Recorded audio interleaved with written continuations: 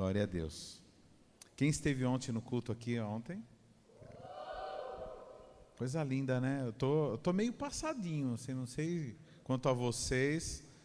Tô meio assim, meio como se tivesse num sonho, saído de um sonho, no meio de um sonho, não sei. Tremendo isso, tremendo. Quantidade de obreiros e presbíteros que o Senhor está levantando nessa igreja é uma coisa impressionante, né? É espantoso. Quantidade de gente que tem se dedicado e tem usado a unção mesmo do Senhor para resgatar vidas, se dispondo, tremendo. E eu quero lançar esse desafio para vocês aqui, dessa palavra de hoje. Palavra que está em Lucas, capítulo 14.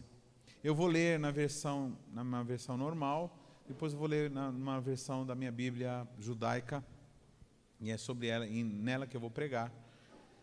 Diz assim, Lucas 14,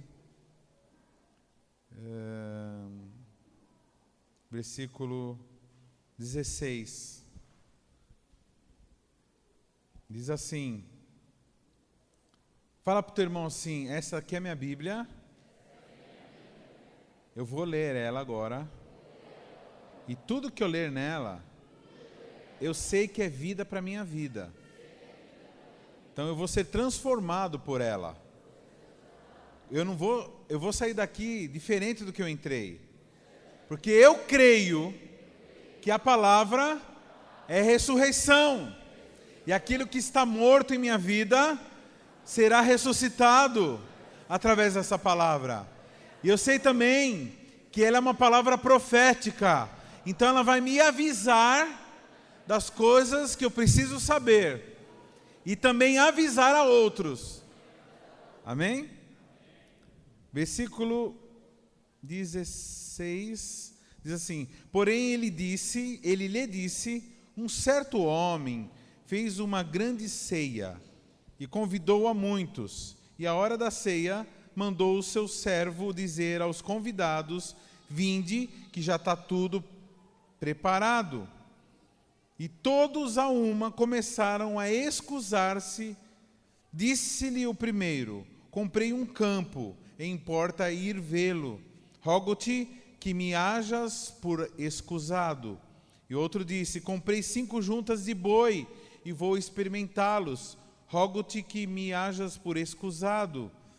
E outro disse: casei, e portanto não posso ir. E voltando aquele servo, anunciou essas coisas ao seu senhor. Então o pai de família, indignado, disse ao seu servo: sai depressa pelas ruas e bairros da cidade e traze aqui os pobres, e aleijados, e mancos e cegos. E disse o servo: Senhor, feito está como mandaste, e ainda há lugar. E disse o Senhor ao servo: sai pelos caminhos e valados, e força-os a entrar, para que a minha casa se encha. Porque eu vos digo que nenhum daqueles homens que foram convidados provará minha ceia. Ora, até aí. Até aí. Bem, irmãos, essa aqui é uma parábola de Jesus. Nós estamos caminhando sobre as parábolas. Nesses dias nós estamos meditando sobre as parábolas e tem sido tremendo, porque elas apontam para realidades do reino. Então Jesus ele sempre diz assim: o reino de Deus é como tal. E aqui o que está acontecendo? Jesus aqui ele está dentro de uma festa, ele está dentro de uma ceia. Ele fala essa parábola, ele conta essa parábola dentro de uma ceia. E quem convidou ele? Quem convidou ele foram alguns fariseus, alguns religiosos. Irmãos, Jesus, ele amava todo mundo. Ele amava o ladrão, amava o pobre, o rico e amava o religioso também. Jesus não fazia essa acepção de pessoas. Ele se interessava por todo mundo. E quando alguém convidava ele para jantar na casa dele, ele ia. Só que os fariseus, eles ainda não estavam, eles convidavam ele porque eles tinham segundas intenções. A primeira intenção deles era ter alguém na envergadura de Jesus, alguém que tinha a fama que Jesus tinha, que tinha o carisma que Jesus tinha, para poder fazer parte do partido deles, do movimento deles. Eles tinham um movimento revolucionário de purificação da religião, e eles também tinham um movimento revolucionário contra o Império Romano que comandava. Então os fariseus, eles tinham segundas intenções. Mas ao longo desse relacionamento, eles começaram a perceber que Jesus não era bem aquilo que eles estavam pensando. Eles começaram a perceber que Jesus não compactuava com os preconceitos deles, com os conceitos deles, com a religião deles. Jesus era outro tipo de pessoa. E aí, de um tempo para cá, depois de um tempo, eles começaram a convidar Jesus e colocar Jesus tentar colocar Jesus em armadilhas para que Jesus caísse. E essa foi uma das armadilhas. Esse convite desse banquete provavelmente era uma dessas armadilhas, porque Jesus havia curado pessoas em outras oportunidades no dia de sábado. E aí eles convidavam Jesus exatamente nesse dia para fazer parte de uma ceia. E além disso, eles levavam gente doente. E nesse caso, nessa festa, eles tinham levado um camarada com hidropsia. O que é hidropsia? É uma enfermidade em que a pessoa retém líquido. Então, ela fica com o corpo inteiro inchado. Eu não sei ao certo, provavelmente uma bactéria que entra no organismo da pessoa, que prejudica o sistema linfático, rins e assim por diante, e a pessoa começa a reter líquido. Então eles levaram um camarada, um hidrópico lá, e Jesus, sabendo que era armadilha, não se importou. Ele estava mais preocupado com a cura da pessoa do que com o conceito deles, ou se eles estavam armando para cima dele. Ele estava preocupado com nada, ele estava preocupado com a pessoa. Aliás, Jesus, para o termo assim, Jesus não está preocupado com os seus conceitos, não está preocupado com o que você veio fazer aqui. Ele, na verdade, ele está preocupado com a tua vida, com a tua salvação, com a tua cura, com a tua libertação. E aí, o que ele fez, irmãos? Adivinha? Foi lá e curou o hidrópico, num dia de sábado.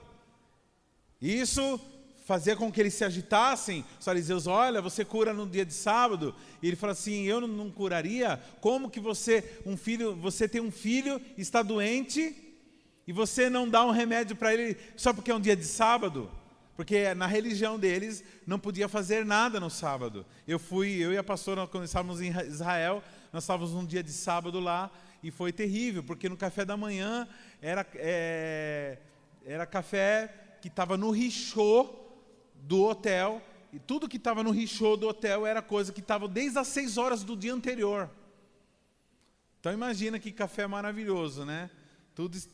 Tudo coisa velha, e eles não, ninguém trabalha mesmo. Pra você ter uma ideia, os elevadores do hotel, tem os elevadores nós, os estrangeiros, e tem o elevador dos judeus. O elevador dos judeus, irmãos, no dia de sábado, você entra nele, ele para em todos os andares. Por quê? Porque a pessoa não pode apertar o botão. Ao ponto que chega a religiosidade. É ridículo, chega a ser ridículo, mas é verdade. E eu e a pastora, nós caímos na besteira, enganados, entramos num elevador desse aí. E o hotel tinha, não sei lá, 15 andares, 16 andares, foi parando um por um. A gente já chegou nervoso no café da manhã, chegou lá, e aí ficou mais nervoso, que comida esquisita. Eles comem peixe, arroz, coisa assim de manhã, coisa estranha. E café, pelo menos um café, vou tomar aí, o café estava lá requentado de 2 dias, de um dia. Então, eles não fazem nada. E Jesus vai e cura, e Jesus está lá, e algumas pessoas se aproximam de Jesus e tentam fazer armadilha para ele, e aí de repente ele conta essa parábola. Alguém fala alguma coisa aí, é bom comer pão junto com uma pessoa, com os amigos, né? E ele fala assim, certo homem, ele começa a contar essa história. Que história é essa que ele conta? Vocês viram aí, né? De um homem um pai de família, provavelmente alguma pessoa de alguma certa posse, que vai e prepara uma ceia, prepara uma festa. E ele convida muitas pessoas. E ao contrário do que pode parecer aqui no texto, essas pessoas que são convidadas, elas aceitam o convite. Parece aqui que eles não estão aceitando, mas aqui, na verdade, não é que eles não aceitaram, é que eles estão, é um outro momento aqui. Vamos caminhar no contexto histórico, nos costumes daquela época.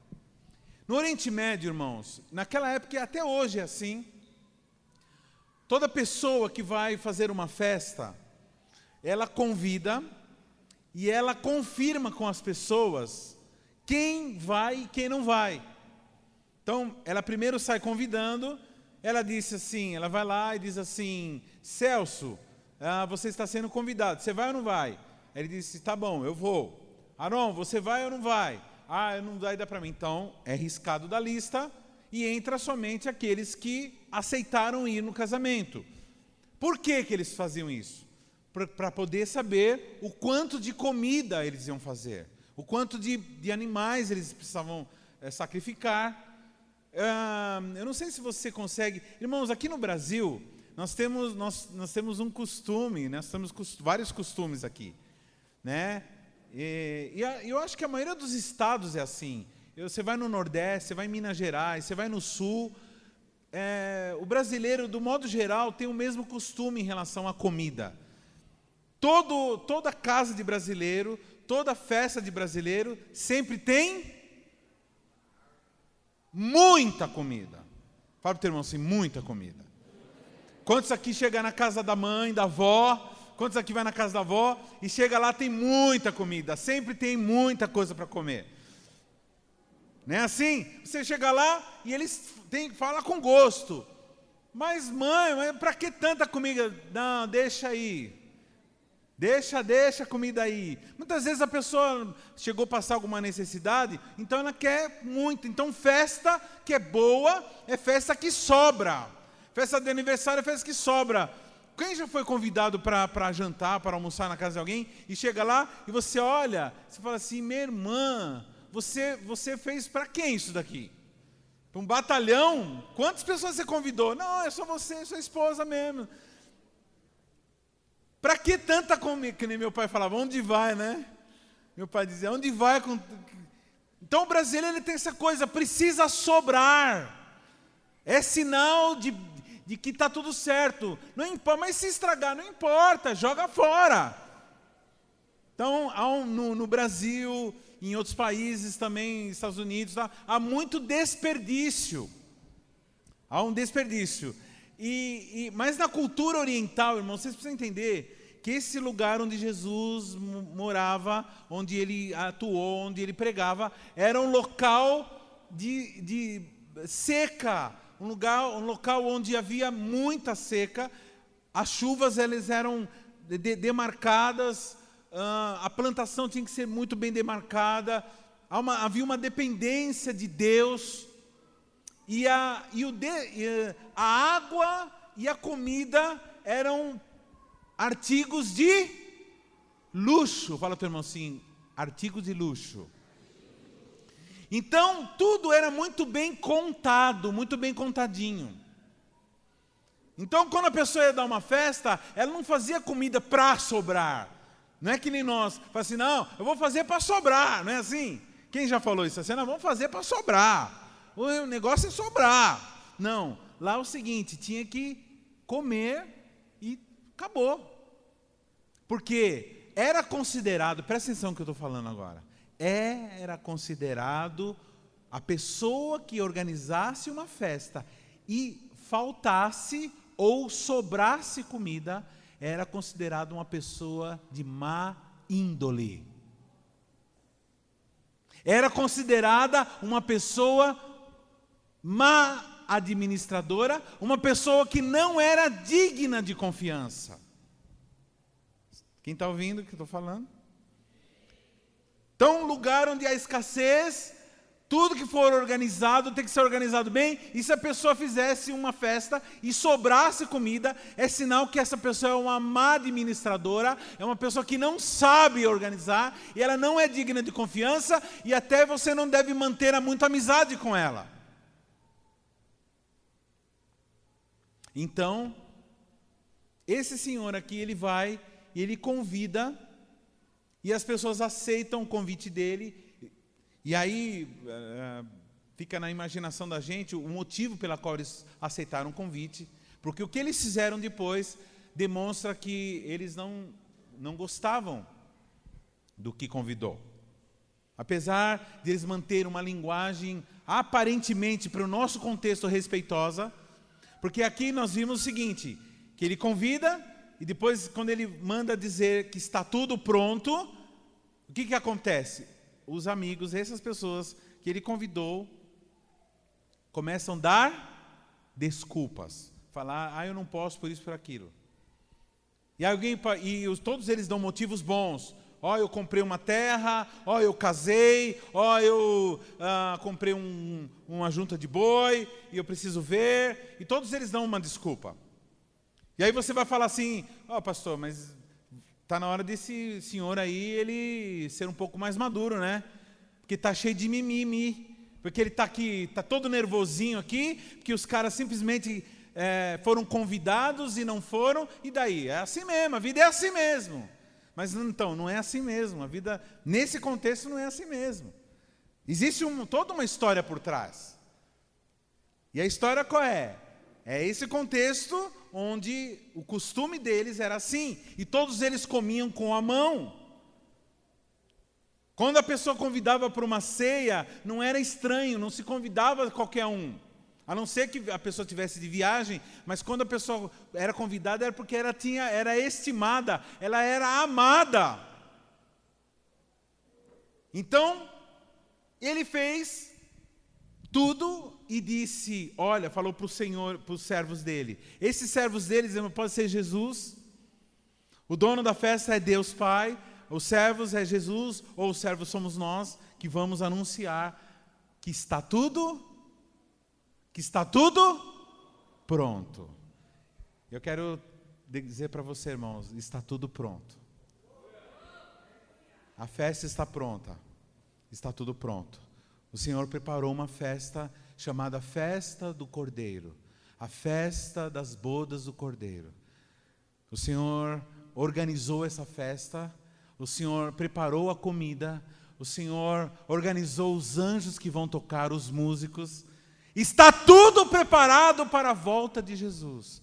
É porque essa palavra é uma palavra messiânica. Fala para o teu irmão, se está tudo pronto. A questão que eu vim hoje perguntar para você é se você está pronto. O caso aqui, eles começam, quando eles são lançados, quando vêm as pessoas para dizer, olha, está tudo pronto, vamos. Eu vim aqui para chamar vocês, eu vim aqui para avisar, para que vocês comam tudo quentinho, tudo gostoso, porque o meu Senhor disse que está tudo pronto, então venham. E aí, eles começam agora a dar desculpas. Versículo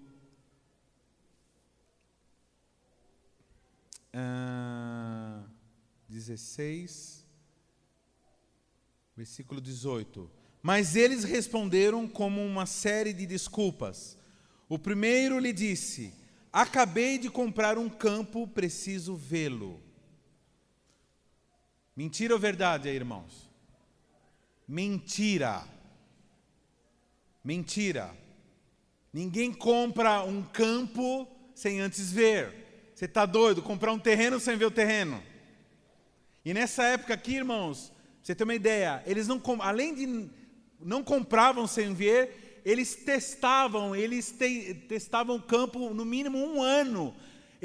O campo era para plantação, eles plantavam, eles ficavam 1 ano, vendo se a terra valia a pena comprar. Então, 1 ano ele ficava lá testando. Então, mentira, e mentira deslavada. Aqui ele não está dando uma desculpa simplesmente. Aqui ele está mostrando o seguinte, ele está deixando bem claro o que está no coração dele.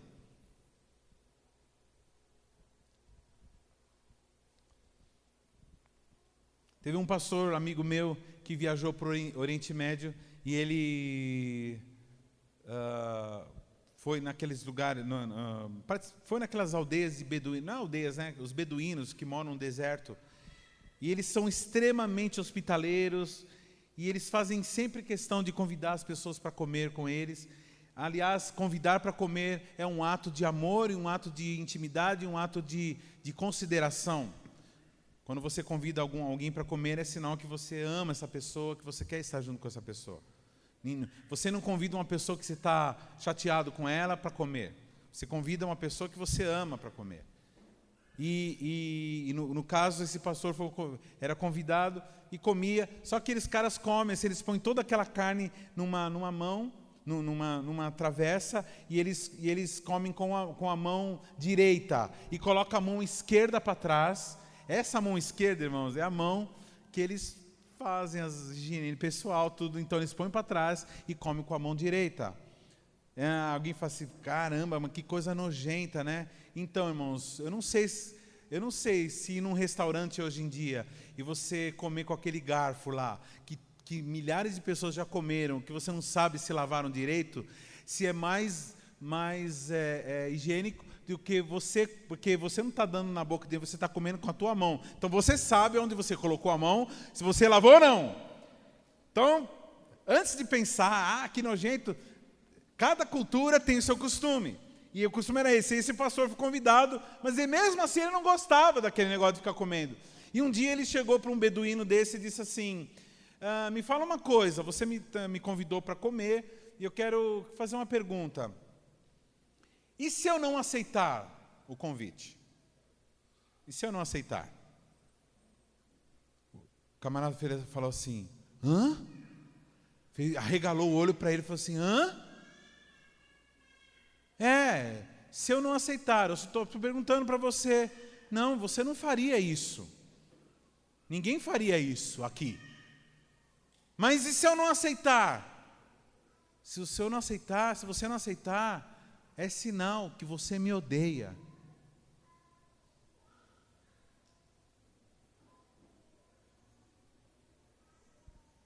Você ser convidado para uma festa, você ser convidado para uma ceia, você ser convidado para ser cuidado e não aceitar. Você ser cuidado, você ser chamado para ser salvo, você ser chamado para bodas do Senhor e não aceitar. É uma demonstração clara de que nós odiamos a Ele. E aí eles dão desculpas. A desculpa é que eu tenho um campo. Mentira. Na verdade, é uma mentira deslavada. E ele está demonstrando que aquela pessoa que foi convidada está com ódio daquele que convidou. O segundo dá outra desculpa. O segundo diz que comprou uma junta de boi. Junta de boi, irmãos, eram 2 bois que caminhavam juntos, que puxavam o arado, ou puxavam carroça, ou puxavam qualquer coisa. E essa junta de boi, ela tinha que ser comprada junto, porque eram 2 bois que já estavam, sintonizados, já estavam... Como que um time precisa ser? Sincronizados, já estavam acostumados a trabalhar junto. Entrosados, isso. Então, ele era comprado. Agora me fala uma coisa.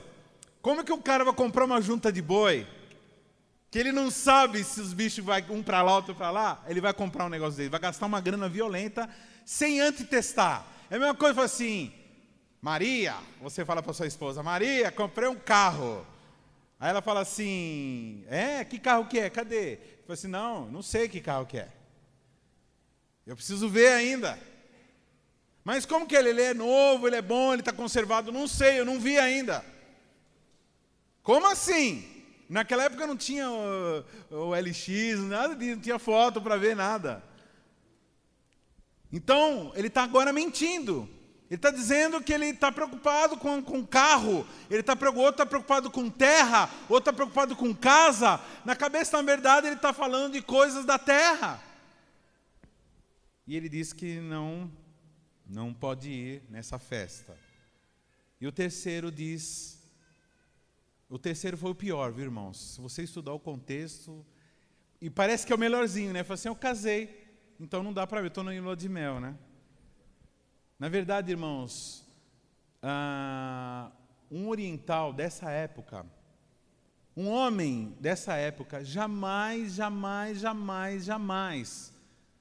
citava o nome da esposa numa conversa.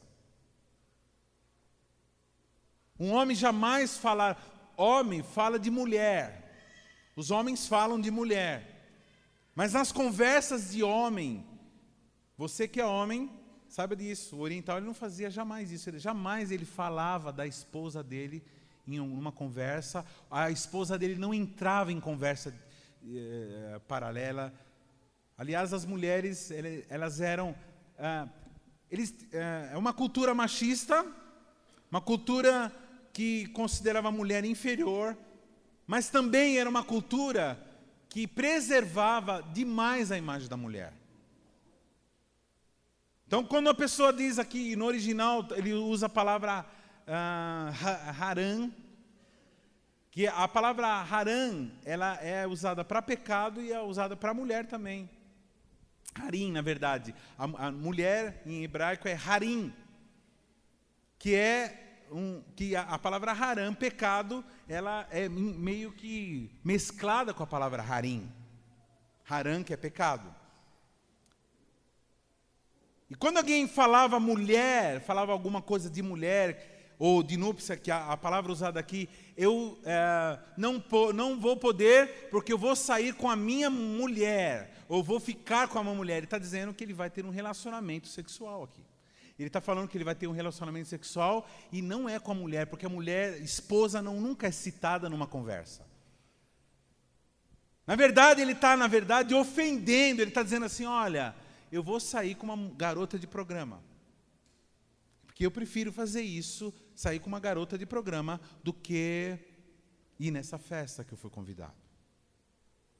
O que nós notamos aqui, irmãos, no contexto histórico, no contexto cultural, é que esses homens, esses convidados estavam desprezando.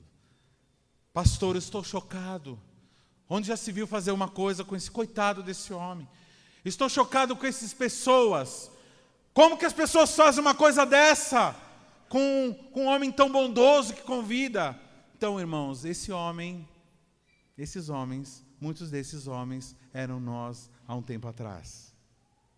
E muitos desses homens são essas pessoas que nós saímos e convidamos para aceitar Jesus. E elas dizem, agora não dá tempo, agora eu tenho um problema sério.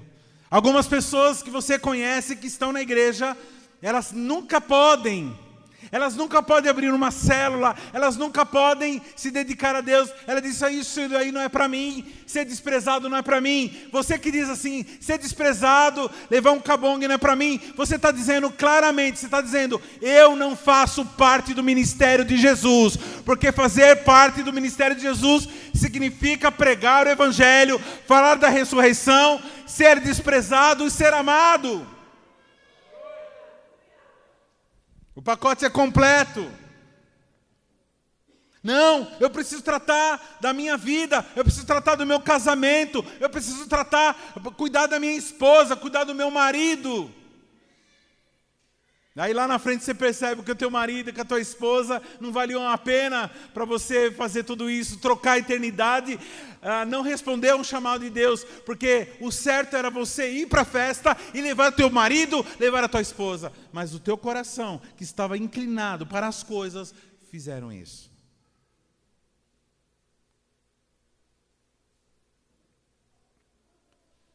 A palavra aqui de Deus diz que Jesus, contando essa parábola, diz assim, e esse homem ficou profundamente indignado, porque estava tudo certo, estava tudo pronto, A comida já estava pronta e eles não foram. E agora esse homem entra numa situação. Ele diz, que sabe o que eu vou fazer? Ele fala para os homens, para os servos, e fala assim, saí pelos valados. Aqui Jesus está também falando do que aconteceu. O povo de Israel, o povo escolhido, rejeitou a Jesus. Estava rejeitando a ele. Aqueles homens, através dessas armadilhas, colocando ele em situações para ele falar contra o sábado, era também sinal de que estava havendo naquele momento uma ruptura dele com aqueles homens. E a partir dessa festa, esses homens já não convidavam mais ele, e agora a intenção deles era matá-lo. E agora os planos, a partir daí, era empurrar ele do penhasco, era pegá-lo, até um dia que ele mesmo se entregou, se colocou numa situação em que cumpriu tudo aquilo que ele tinha planejado, e ele veio para isso, veio para morrer e para ressuscitar. Essa é a base do cristianismo. Cristianismo sem ressurreição não é cristianismo. Aliás, budismo, espiritismo, todos eles são ideologias muito interessantes, só que nenhuma delas, o seu líder morreu e ressuscitou. Jesus ressuscitou, amém? Jesus ressuscitou. Fala para o teu irmão, Jesus ressuscitou. Ele vive!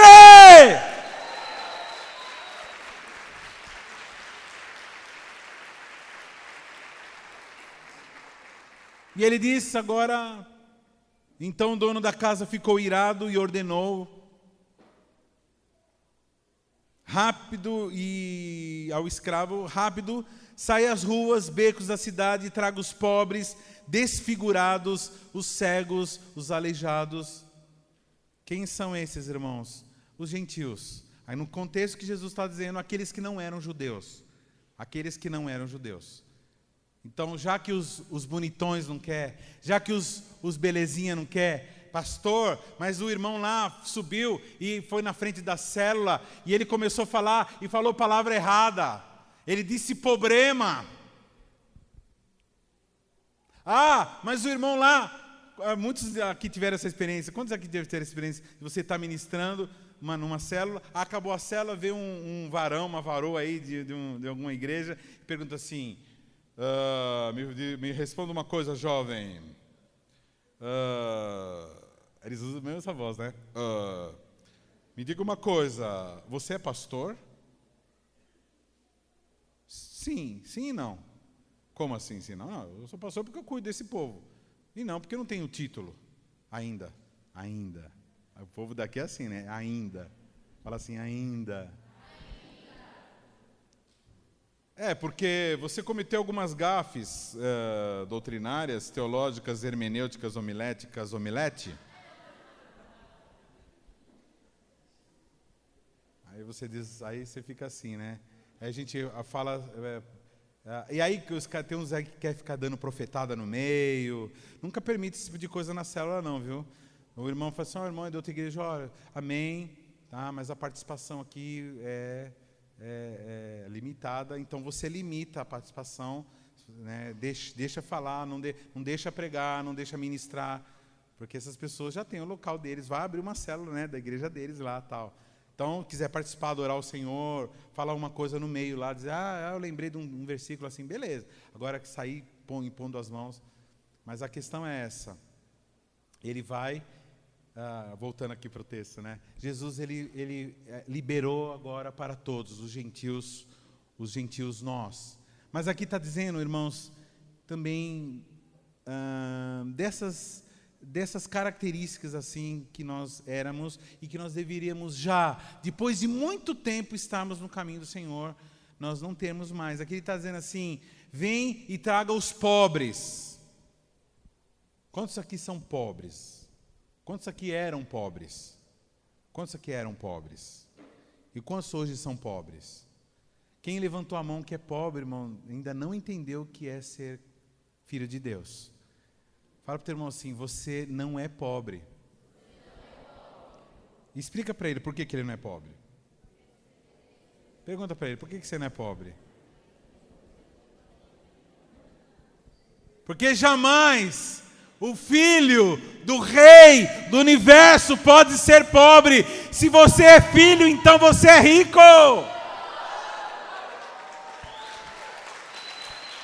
Pastor, mas se eu sou rico, onde está todo dia então, irmãos? É essa a pergunta que eu te faço, onde está? Onde está retido aí? Em que lugar esse dinheiro está retido? Em que lugar essa provisão está retida? Vai saber onde está retido. Talvez esteja retido numa área onde você precisa abrir a área. Esteja retido numa área onde você precisa se desligar. Talvez você é de uma família que todo mundo sempre teve um raciocínio de pobre. Qual é o raciocínio de pobre? Você sabe, raciocínio de pobre é aquele raciocínio lá. Não vou estudar, porque se eu estudar eu vou ter que gastar dinheiro fazendo curso. Não, eu vou ter que ir, para mim ficar lá, eu vou gastar dinheiro com ônibus. Não dá, porque o raciocínio de pobre é assim. O pobre tem o pensamento que nós é pobre. Ninguém ajuda nós. A cultura brasileira, os antropólogos brasileiros acabaram com a mentalidade indígena brasileira. O índio norte-americano, você vai lá nos Estados Unidos, o índio norte-americano, os caras têm hotel. Os caras têm hotéis, eles são donos de hotéis. Vai gente do mundo todo lá passear nas tribos. Então eles ficam em hotéis, depois eles saem nos campos, nos rios e andam de caiaque e cada aí tudo, plim, plim, plim, meu. Isso são os índios americanos. Agora, índio brasileiro foi formado por essa mentalidade do dadá, da miséria romanista. E eles estão tudo assim, alcoólatras, espírito de dadá. Gostam de programas de governo de ajuda, porque ninguém ajuda nós, ninguém dá nada para nós. Essa mentalidade do pobre. Fala para o teu irmão assim, se você é do tipo que fica catando lixo na rua, levando coisa para casa, até de você catar lixo e vender, beleza, né? É uma profissão, é o coletor, né? Mas você cata lixo para levar para casa, para ficar... Um dia eu vou usar esse graveto, esse pedacinho de madeira. Isso aí é espírito de espanhol. Não, perdão. Espírito de... espanhol tem esse negócio, espanhol, português tem esse negócio. Os caras da Península Ibérica tem essa mania. Se você tem mania de pobre, por exemplo, grudar sabonete um no outro... Eu tô lutando para me desvencilhar disso daí, porque eu vejo um pequenininho já parece uma coisa, né? Você vai lá e gruda assim, aperta assim com aquela... Faz assim, você vai ficar junto.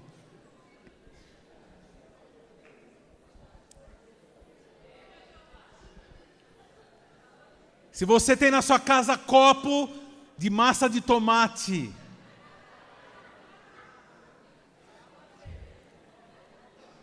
Pega aquele sofá que está tudo rasgado, põe fogo nele, velho. Pega aquele sofá, mas onde eu vou sentar? Senta no chão, mas não faz isso. Ou manda, dá uma recapada nele. Manda lá, tem uns caras que fazem uma tapeçaria, faz lá em algumas vezes. Mas não, pelo amor de Deus, fala para o teu irmão assim, tira a mentalidade de pobre. Porque o Senhor está te convidando para uma festa.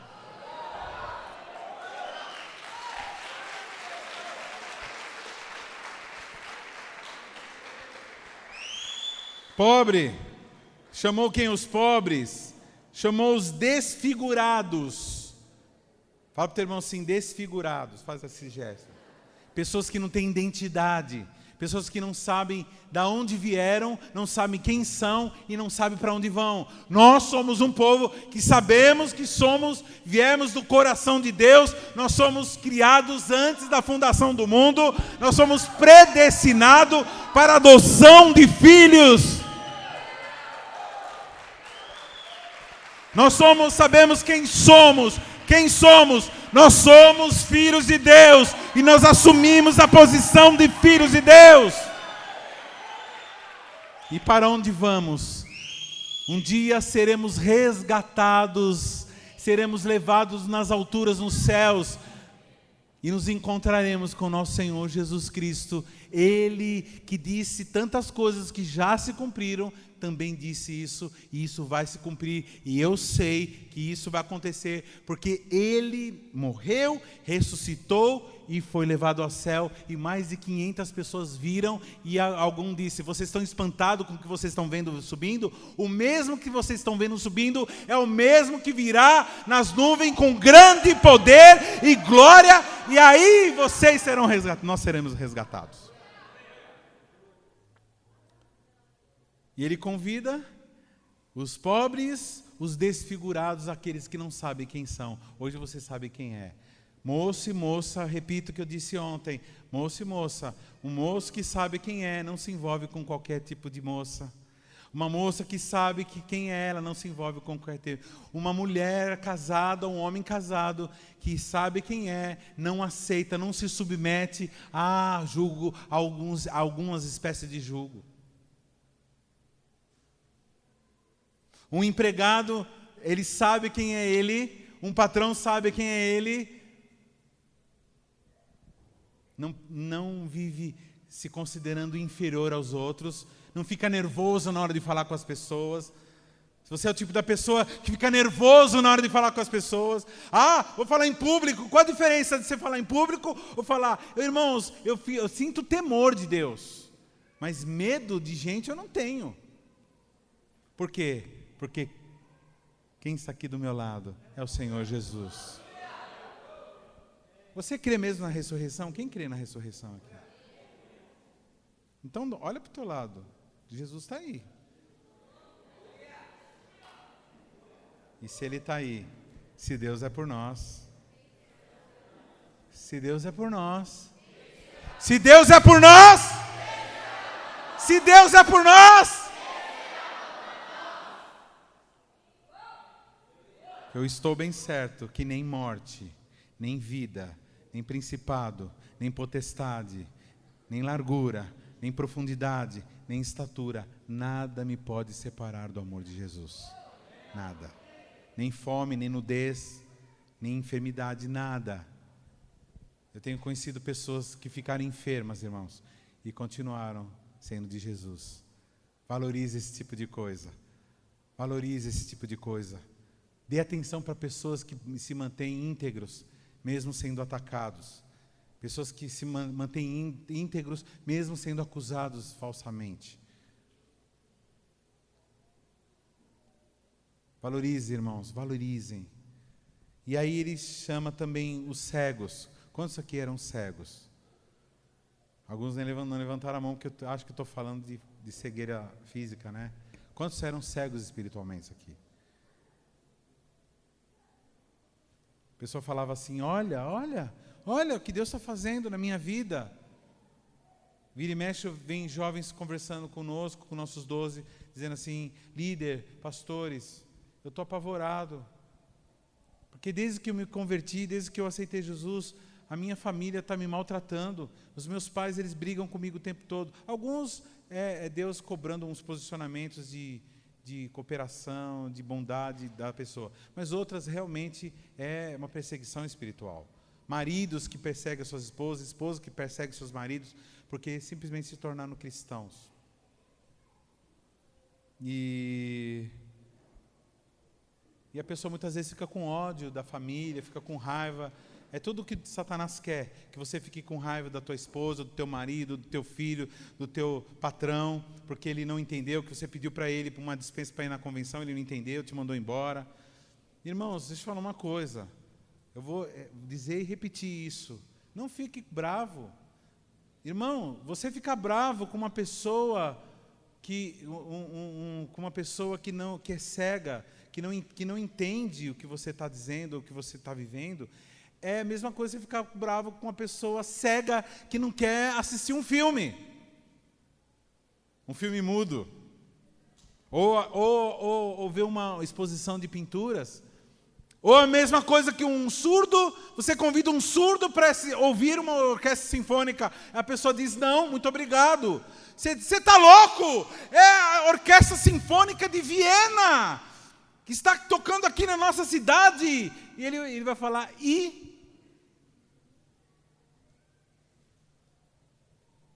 um surdo, um cego, não valoriza o que é santo.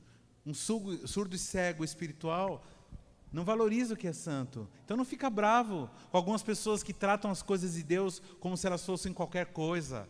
Tratam a casa do Senhor como que ela fosse qualquer coisa. Tratam um culto de qualquer jeito, fica levantando, sentando, levantando, sentando, levantando, sentando. Trata a oferta como de qualquer jeito. Trata os irmãos de qualquer jeito. Porque a pessoa, ela trata as coisas de qualquer jeito, porque realmente ela não enxerga o que está diante dela, porque ela é cega.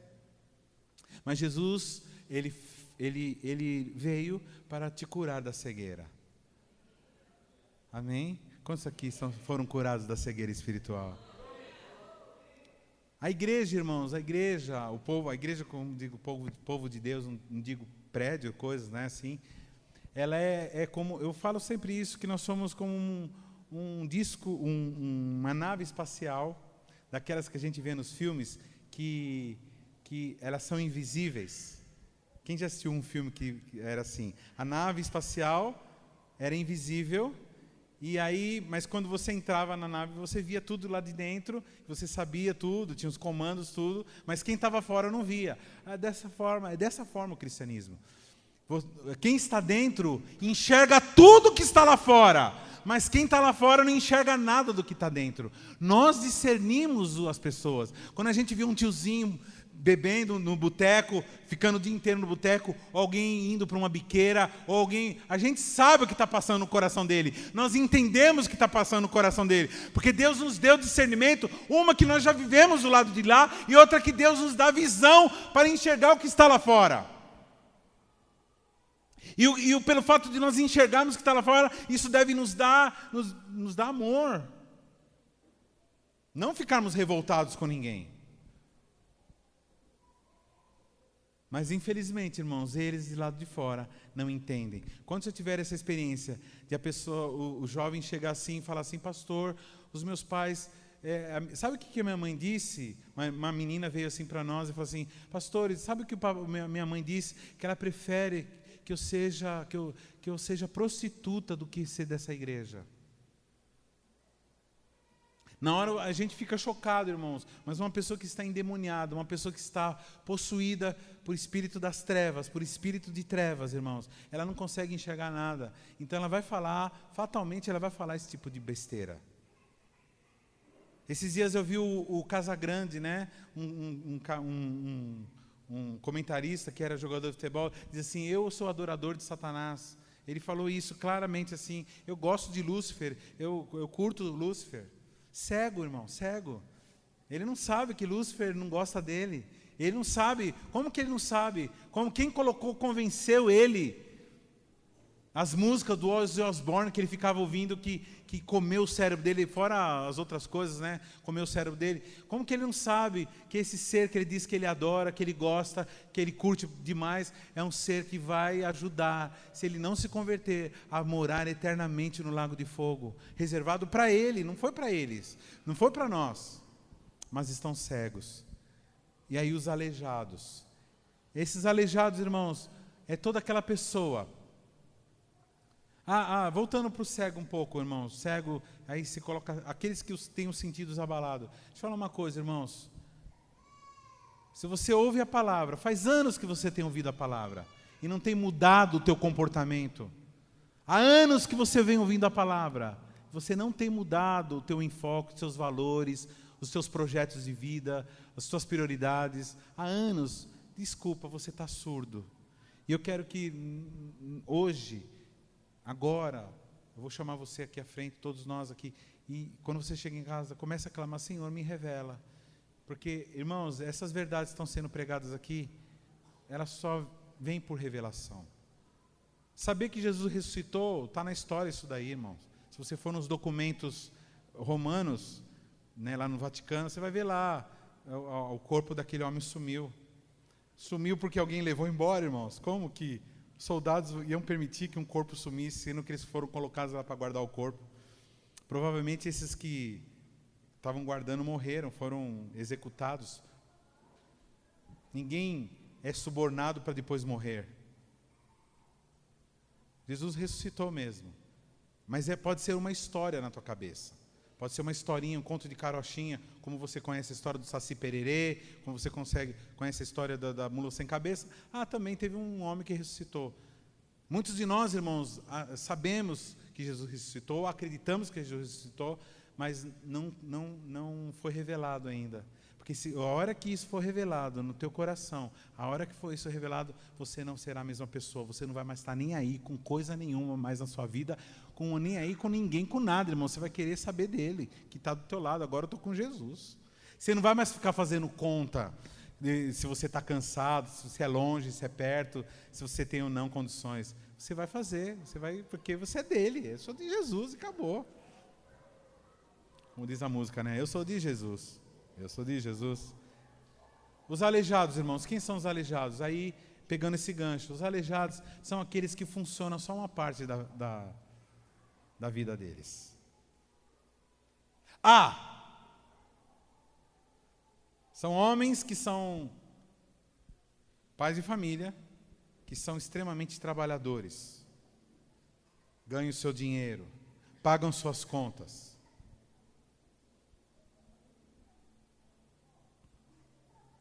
E termina aí. São pessoas boas. Mas na hora de ensinar os filhos e conduzir a esposa e a família para os caminhos do Senhor, ele não consegue.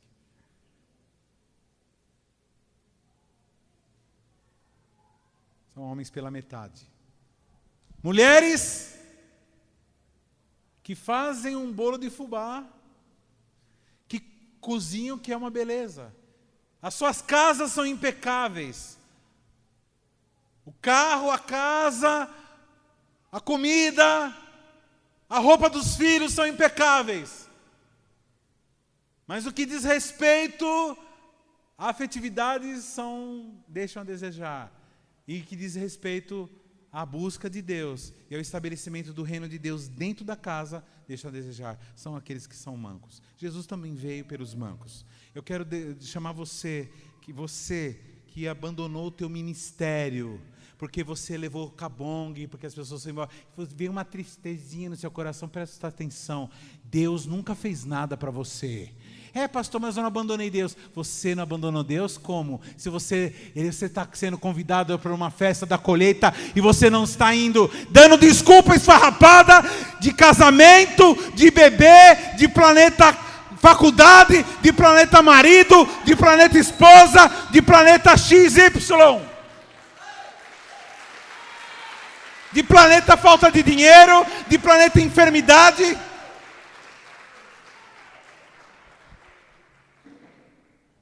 E aí ele sai nos valados e convida toda essa gente. Diz assim, graças a Deus. Eu fui convidado, mesmo sendo cego, aleijado, meia boca. Aleijado é aquele cara meia boca, né? Vai lá, né? Entendeu? O cego, aquele que... que foi? O cego surdo, né? Agora não, agora a gente entende. A gente vê uma notícia na televisão e fala, aí ó. Quem tem esse costume? Está assim vendo um telejornal, aí você fala assim, amor, olha isso aí. Você viu isso daí? O que foi? Aí você fala assim, olha lá, presta atenção. Eita, Jeová! Eita, Jesus está voltando. Quantos falam isso aí? Eita, Jesus está voltando. Ô, Senhor Jesus, olha isso, olha isso. Então, é gente que tem discernimento, gente que entende as coisas, não fica moscando. Gente que é convidada para as coisas e vai, irmão. Você sabe que algumas pessoas aqui foram convidadas para ser presbíteros, outros não? Pessoas que estão há muito mais tempo até que eles. Porque esses que não foram convidados para ser presbíteros são pessoas que até hoje nem célula não têm. Nem terminaram a escola de líderes, a escola de líderes mesmo, nem capacitação, porque nem a escola de líderes não terminou. A pessoa está 300 anos na CQL, já está fazendo bodas de prata.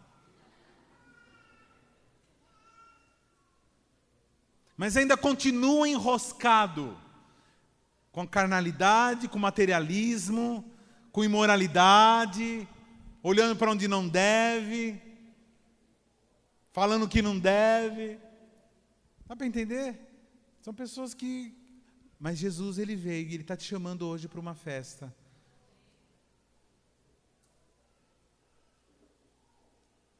E aí ele chama e o cara falou, eles vão lá, pegam esses coxos, essas pessoas com problemas, sem identidade, tal, E ele fala, e aí? Já completou? Porque não pode sobrar comida. Aí o cara falou, ainda tem lugar ainda. E o Senhor manda dizer para você essa tarde, ainda tem lugar, ainda tem lugar. Não fica contente por você não. Ainda tem lugar para os seus amigos, ainda tem lugar para a sua família, ainda tem lugar para o seu pai, para a sua mãe, para os seus irmãos, para os seus sobrinhos, para os seus amigos, ainda tem lugar para os seus colegas de escola, ainda tem lugar, ainda tem mais um pouquinho de lugar. E o texto aqui no original diz assim, então vai mais adiante, vai lá para Paraíba, porque lá tem povos que não conhecem Jesus, que não tem igreja. Vai para Pernambuco, vai para lugares ermos, para o Rio Grande do Norte, vai para o Maranhão, vai para o Amazonas, vai para Mato Grosso, vai para a selva, vai para os lugares ermos, vai para os povoados e vai buscar para completar. Irmão, na hora que completar o número, ele vai colocar todo mundo para a festa e vai fechar as portas. Ele disse, esses que foram convidados, eles não vão mais entrar. Isso me dá um temor muito grande pelo povo judeu. Que o povo judeu hoje que está aceitando Jesus, esses vão entrar. Mas vai ser muito difícil o judeu depois. Aliás, está acontecendo um fenômeno, sinal de Jesus estar voltando. Muitos judeus estão aceitando Jesus. E estão aceitando Jesus por causa da manifestação sobrenatural de servos de Deus que tem operado milagres, coisas espetaculares, diante dos olhos deles. Eu falo assim, não, eu creio que esse que vocês estão falando é o Messias mesmo. E eles estão aceitando Jesus. Queria chamar todos aqui à frente, todos que aceitam o convite para ir na festa.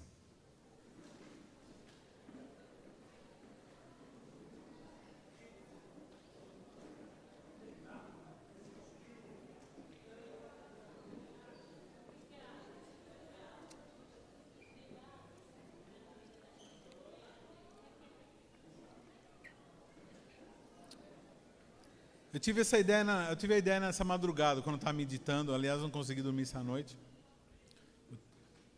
Fui pegar no sono às 6 da manhã, meu Deus. Eu nem usei esboço aqui, ó. Não usei nada, só usei a Bíblia.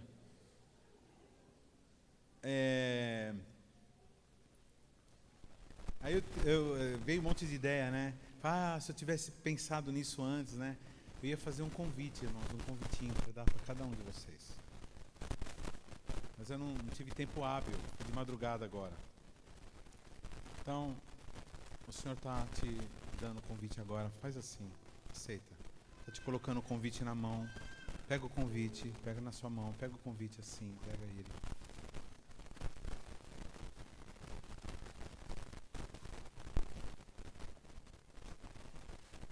Pega o seu convite assim, que nem eu estou fazendo assim.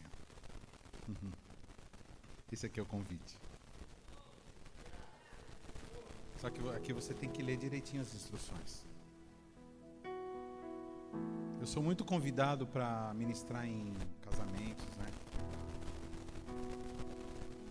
Eu fico ligado, eu deixo todos os convites de casamento em cima do buffet da minha sala. Deixo assim, tudo em cima. Eu fico ligado, né? E fico olhando. E o que eu vejo no convite? O endereço, os noivos, quem são, o dia e o horário. Você sabia que existe um povo sobre a face da terra que não vai ser pego de surpresa? Apesar de Jesus vir como um ladrão, a Bíblia diz, ele vai vir sem avisar. Ele vai vir de uma hora que ninguém está esperando. Ninguém está dizendo, não existe data marcada. Toda vez que você vê alguém marcando data para a volta de Jesus, essa pessoa está viajando na maionese. Aliás, é uma das características de seita, marcação de data da volta de Jesus. Mas, porém, contudo, todavia, o povo de Deus, os filhos de Deus, os amigos de Deus, aqueles filhos que são amigos, ou os amigos são filhos, na hora que ele tiver para vir, todos os amigos de Deus vão ficar de sobreaviso. Eles vão só ficar assim olhando para o céu. quando ele chegar, a única coisa que vai acontecer conosco, com esse povo, é sorrir. Uau. Então era isso mesmo que eu estava pensando.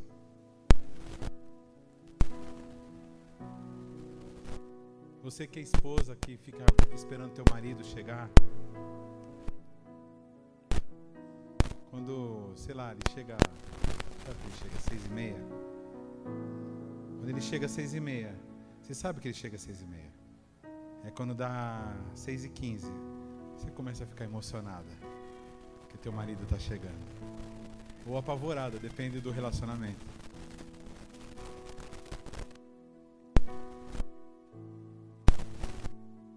E aí quando ele chega, você fala, eu sabia que ele vinha.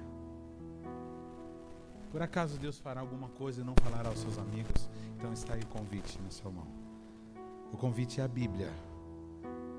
O convite é a Bíblia. O convite é a Bíblia. O convite é a Bíblia. Pega a Bíblia. Pega o convite e começa a ler o convite. Presta atenção, mas lê todo dia para você não perder a hora, para você não esquecer o dia e a hora. E como ele vai voltar? Ele vai voltar, irmãos. E ele vai voltar. E lá está escrito o tipo de roupa que você tem que estar quando ele voltar. Você sabe que roupa que nós temos que estar? Vestes brancas, como uma noiva. Que nós somos a noiva, ele é o noivo. Ele vai nos pegar, ele vai nos encontrar puros, limpos pelo sangue de Jesus. Nós não somos perfeitos, nós não somos santos. Nós não somos perfeitos, mas somos santos. Temos o perfeito habitando dentro de nós, e o perfeito nos aperfeiçoa. Você entende isso? Coloca a mão no teu coração e diz, Senhor, eu aceito o teu convite. Pode me colocar na lista. Pode preparar o banquete. Pode separar a minha porção. Pode preparar o meu prato, as toalhas, o meu cálice. Pode encher de vinho, porque eu vou ceiar contigo. Eu sou tua noiva e viverei na tua casa eternamente, juntamente com meus irmãos. Senhor Jesus, o teu servo está me convidando agora. O teu servo está dizendo, já está pronto. Pronto. Estou indo. Senhor Jesus, muito obrigado, Pai, pelo convite. Nos sentimos muito honrados, Senhor. E queremos não somente aceitar o convite, mas queremos agora nos colocar na posição desses teus servos e sair pelo mundo, atrás dos aleijados, dos cegos, dos desfigurados. Queremos nos colocar à disposição para tirar a pobreza do pobre, a cegueira do cego, a mudez do mudo, a surdez do surdo, o aleijado, o aleijão do aleijado, porque sabemos que foi isso que o Senhor fez, enquanto o Senhor caminhou em carne aqui, foi o que o Senhor fez. Ressuscitou mortos, curou aleijados, cegos, coxos, foi isso que o Senhor fez. E nós continuamos, Senhor, a tua obra. Ajuda, Senhor, essa comunidade a prosseguir, Senhor, a prosseguir na tua missão. Em nome de Jesus. Nos leve em paz aos nossos lares, debaixo da tua proteção. Muito obrigado, Senhor, pelo grande privilégio de participarmos das suas bodas. Só estamos aguardando, Senhor, a carruagem chegar para subirmos em nome de Jesus. Amém e amém. Deus abençoe.